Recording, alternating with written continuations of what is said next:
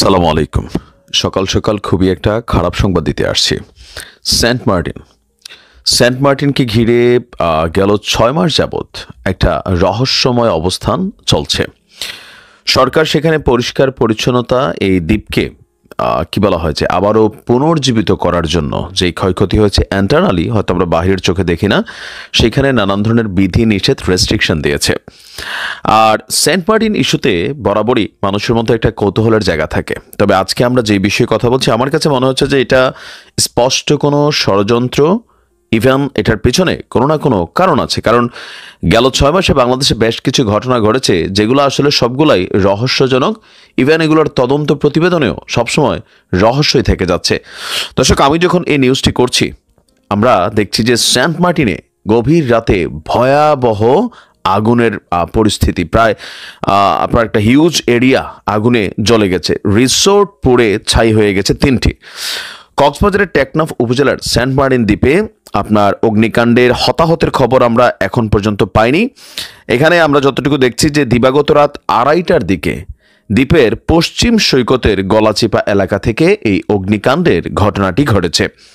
দ্বীপের বাসিন্দারা তারা বলছে যে হঠাৎ রাত ২:৩০টার দিকে তারা আপনার এই আগুনের দেখা পায়। দ্বীপের পশ্চিম সৈকতের গলাচিপা বিচ ভ্যালি রিসোর্টে আপনার প্রথম আগুনটা লাগে। এরপর মুহূর্তেই চারদিকে ছড়িয়ে পড়ে এই আগুন।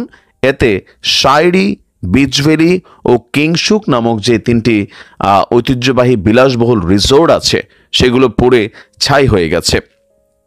আপনার স্থানীয়রা প্রথমে আগুন নেভানোর কাজ শুরু করলেও পরে কোস্টগার্ড, নৌবাহিনী এবং ট্যুরিস্ট পুলিশে ১.৫ ঘন্টার চেষ্টায় আগুন মোটামুটি এখন নিয়ন্ত্রণে আছে।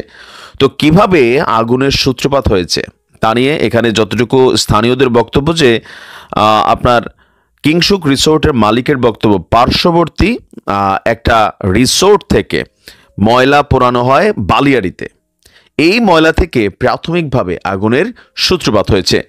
দ্বীপের আরেক বাসিন্দারা বলছেন, দ্বীপে আগুন নেভানোর জন্য এখন পর্যন্ত কোনো ফায়ার সার্ভিস স্টেশন নেই, কিন্তু স্থানীয় লোকজন, কোস্টগার্ড, নৌবাহিনী, ট্যুরিস্ট পুলিশ আগুন নিয়ন্ত্রণে আপনার কাজ করছে। কিছুক্ষণ আগে আগুন আপনার নিয়ন্ত্রণে এসেছে। তবে সারা বাংলাদেশে যেই হারে আগুনের ঘটনা ঘটছে, আমরা দেখেছি মাছ সমুদ্রে জাহাজ নোঙর করা, সেই জাহাজে হঠাৎ করে আগুন লেগে যাচ্ছে। বিভিন্ন জায়গায় একের পর এক ঘটনা কিন্তু ঘটছে। এই সেন্ট মার্টিনকে ঘিরে দেশি বিদেশি নানান পক্ষের ষড়যন্ত্র জাল কিন্তু মাঝে মাঝে রচিত হওয়ার চেষ্টাও করা হচ্ছে। সো আমরা মনে হয় এখানে স্থানীয় বাসিন্দারা যে জিনিসটা সামনে আনছেন যে এখানে একটা ফায়ার সার্ভিস স্টেশন নাই, খুবই আশ্চর্যজনক একটা বিষয় যে আমাদের এত বছর ধরে এতগুলো সরকার আসলো গেল, কিন্তু এই দ্বীপের নিরাপত্তার খাতিরে বা সুরক্ষার খাতিরে এখানে ফায়ার সার্ভিস স্টেশনে নাই। এটা কি ভাবা যায়? এখানে বিভিন্ন মানুষ এখানে বেড়াইতে যায়, শত শত কোটি টাকা এখান থেকে আয় হয়, কিন্তু আসলে পরিকল্পিত কোনো কাজ যে বাংলাদেশে হয় না, এটার তারই একটা প্রমাণ। তো আমার মনে হয় প্রত্যেকটা রিসোর্টের সামনে বিদেশের স্টাইলে এখানে অগ্নি নির্বাপন যে লাইন আছে পানির, এটা আমরা উন্নত দেশে দেখি যে দোকানপাট, বাড়ি, রিসোর্ট এগুলোতে আপনার সরকার কর্তৃক এক ধরনের পানির লাইন থাকে, যেটার মুখটা সিল করা থাকে। যে কোনো পরিস্থিতিতে আপনার যদি এরকম অগ্নিকাণ্ডের ঘটনা ঘটে, ফায়ার সার্ভিসের গাড়ি আসুক না আসুক, আপনার এখান থেকে পানিটাকে তাৎক্ষণিকভাবে পাইপের মাধ্যমে ব্যবহার করা যায়, অথবা ফায়ার সার্ভিসের গাড়ি আসার পরেও যদি পানির সংকট হয় তখন এখান থেকে পানিটা রিজার্ভ হিসেবে ইউজ করা হয়। তো আমার মনে হয় যে সারা বাংলাদেশে এই সিস্টেমটা দরকার। আর সেন্ট মার্টিন ইস্যুতে এই বিষয়টা খুবই জরুরি। শুধুমাত্র সেন্ট মার্টিন না, যতগুলো পর্যটন কেন্দ্র আছে, ব্যবসায়িক এরিয়া আছে, এগুলো আসলে সংস্কার করা দরকার। আল্লাহ হেফাজত করুক। আসসালামু আলাইকুম।